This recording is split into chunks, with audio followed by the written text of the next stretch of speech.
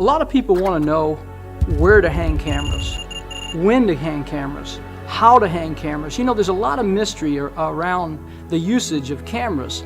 We're going to join the Whitetail Properties team as they take us through the season, showing us how they utilize their cameras. We're going to start off with Pete Alfano as he shares with us how he uses cameras in conjunction with feeders.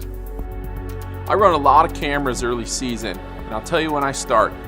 As a rule, I start second week of July every season over feeders in the states that it's legal. A lot of guys want to set them up real close to the feeders because they think the deer are going to be right inside them. What I'll do is set up 20, 30 yards behind, either on a trail pod or I'll dig a post and set a camera. Out in western Kansas, it's extremely hot in the summer. A really good way to take inventory is over a water source. I use the HC600s, which are completely covert and don't spook the game.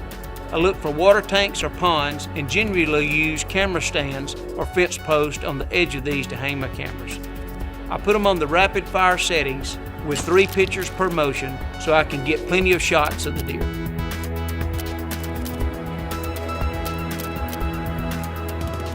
When I'm running my cameras on scrapes in late October and early November, I always use the HC600.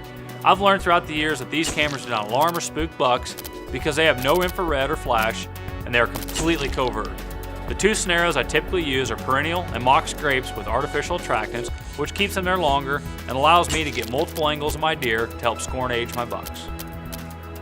Other good camera locations for the rut are food plots that does are using and funnels.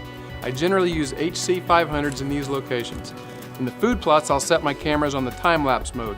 That way I get pictures of the whole food plot periodically. In funnels, I usually set them on rapid fire because the deer can be moving really quickly.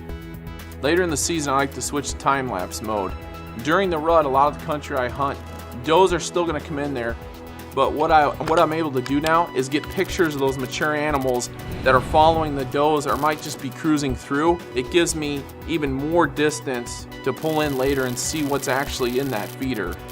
So the next time you hang cameras, make sure you use the best techniques to ensure you get the best results. Because at the end of the day, we just want to make sure you see what you've been missing.